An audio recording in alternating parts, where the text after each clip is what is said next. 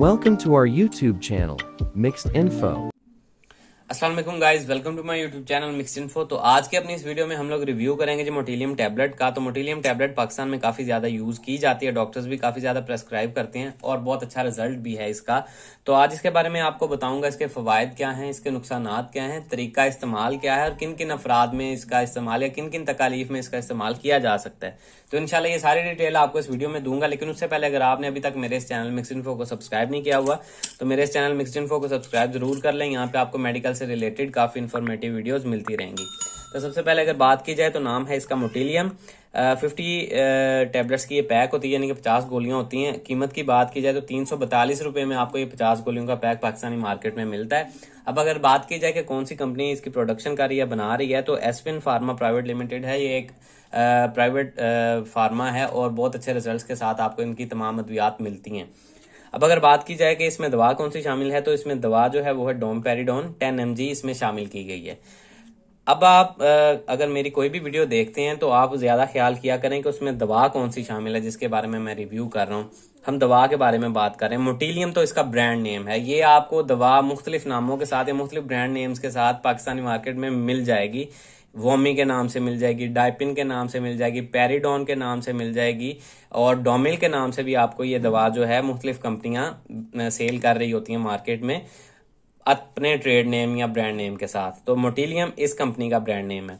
अब अगर बात की जाए कि ये क्या दवाई है और इसके क्या असरात हैं, तो सबसे पहले आपको बता दूं डोमपेरिडोन जो है ये एक डोपामिन एंटागनिस्ट मेडिसिन है और इसका जो इफेक्ट होता है वो एंटी एमेटिक या एंटी सिकनेस होता है, यानी कि उल्टी और मतली की कैफियत को बेहतर करने के लिए इसका इस्तेमाल करवाया जाता है। मोस्टली आपको ये मैदे के मसाइल में ही इस्तेमाल करते हुए नजर आएंगे डॉक्टर्स। जब आपको कोई मैदे के किसी तरह के मसाइल होते हैं तो उनमें इस्तेमाल करवाई जाती है।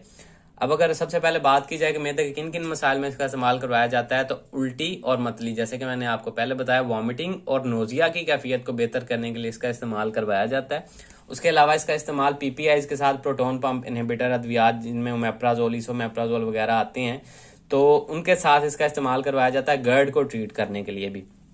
गर्ड से मुराद है गैस्ट्रोएसोफेजियल रिफ्लक्स डिजीज। उसके बारे में डिटेल वीडियो मैंने बनाई हुई है, वो मैं लिंक में आपको दे दूंगा, आप वो भी देख सकते हैं। लेकिन आम अल्फाज में आपको सिंपली समझा दूं, गर्ड में होता ही है कि आपकी ग़िज़ा या मैदे की तेजाबियत जो है वो वापस आपकी खुराक की नाली की तरफ आना स्टार्ट हो जाती है, जिसकी वजह से आपको मैदे में फुलनेस फील होना, गले तक ऐसे जैसे जो कुछ खाया आपने वहीं पे अटक गया, स्टमक स्टक हुआ फील होता है, उल्टी मतली की कैफियत होती है, सीने में जलन या हार्ट बर्न की कैफियत होती है।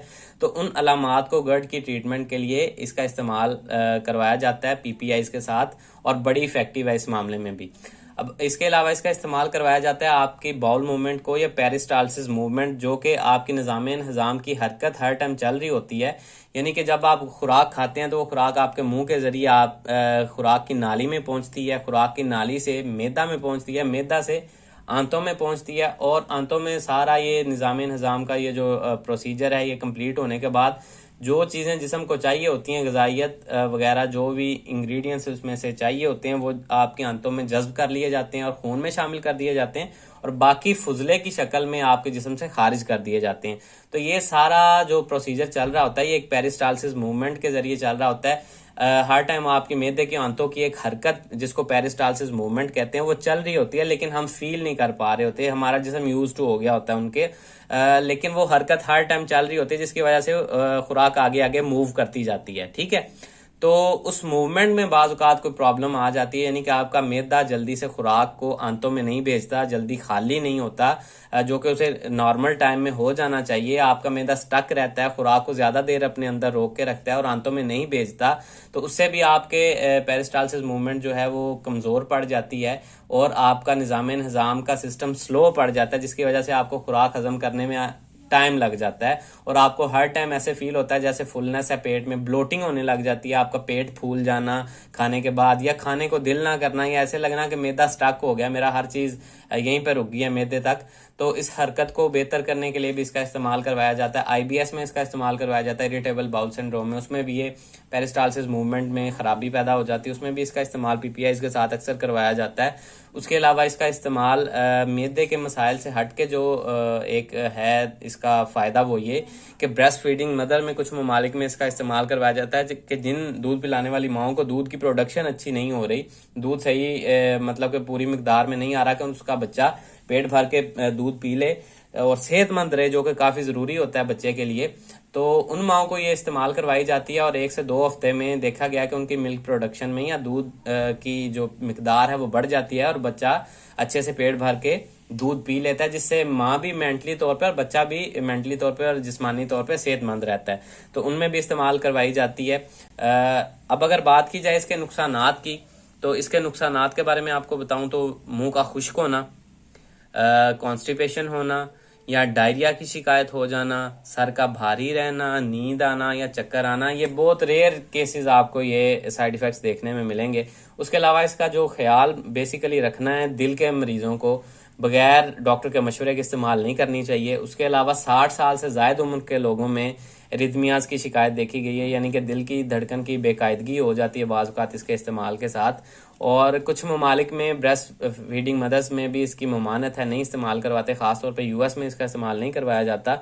रिसर्च में कुछ में देखा गया है कि माओं में भी रिदमियाज की शिकायत के सडन डेथ के भी केसेस देखने में मिले हैं इसके इस्तेमाल की वजह से। लेकिन अगर आप इसका ओवरडोज करते हैं, यानी कि 30 mg से ज्यादा, अब ये 10 mg की टैबलेट है, तो अगर आप 3 गोलियों से ज्यादा इस्तेमाल कर लेते हैं एक दिन में 24 घंटे में, तो उसमें भी आपको इसके साइड इफेक्ट्स देखने में मिलेंगे। और 60 साल से ज्यादा उम्र के लोगों में भी इसका इस्तेमाल जो है एहतियात के साथ करना चाहिए। तो उम्मीद है आप लोगों को वीडियो समझ आ गई होगी। गोलियों का इस्तेमाल जो है ये 12 साल से ऊपर के अफराद में करवाया जाता है। बच्चों में मोस्टली इसका इस्तेमाल सिरप फॉर्म में करवाया जाता है। तो बड़े अफराद जो हैं 12 साल से ज्यादा की उम्र के, वो इस्तेमाल कर सकते हैं गोली का। उससे कम उम्र बच्चों में सिरप फॉर्म में इसका इस्तेमाल करवाया जाता है। तो उम्मीद है आप लोगों को वीडियो पसंद आई होगी, इन्फॉर्मेशन पसंद आई होगी। तो अगर आपको वीडियो पसंद आई तो वीडियो को लाइक कीजिएगा, चैनल को सब्सक्राइब कीजिएगा। अल्लाह हाफिज।